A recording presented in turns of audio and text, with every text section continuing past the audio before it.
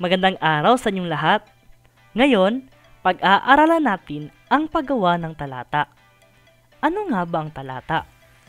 Ang talata ay grupo ng mga pangungusap na paunlad na bumuo at nagpahayag ng isang kaisipan. May tatlong bahagi ito: ang panimulang pangungusap, ang gitnang pangungusap, at ang pangwakas na pangungusap.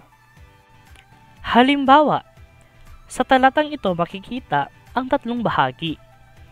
Ang panimulang pangungusap ay makikita sa nakakulay dilaw. Ang gitnang pangungusap naman ay makikita sa nakakulay berde, at ang pangwakas na pangungusap ay makikita sa nakakulay asul. Yan ang isang halimbawa kung paano gumawa ng isang talata. Makikita dapat ang panimula, gitna, at pangwakas na pangungusap. May mga uri ng talata.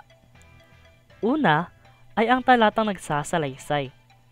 Ito ay nagpapahayag ng mga pangyayaring maaaring totoo o bungang isip lamang.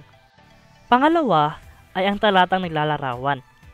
Ito ay nagpapahayag ng mga pangyayaring nakikita, naririnig, at nadarama ng isang tao. Pangatlo ay ang talatang naglalahad. Ito ay nagpapaliwanag o nagsasaad ng isang katotohanan, palagay, o opinyon. Panghuli ay ang talatang nangangatwiran. Layunin nito na mapapasang-ayon o mapapaniwala ka ng sumusulat. Mga katangian ng mahusay na talata. Una ay kaisahan. Sa paggawa ng talata, dapat umiikot lang sa iisang diwa ang iyong pangungusap. Kailangan lahat ng pangungusap ay magtulong-tulong na mapalitaw ang kaisipang nais palabasin. Pangalawa ay kaugnayan. Kailangan magkakaugnay ang mga pangungusap upang magpatuloy ang daloy ng diwa mula sa simula hanggang sa dulo ng pahayag. At pangatlo ay ang kaanyuan.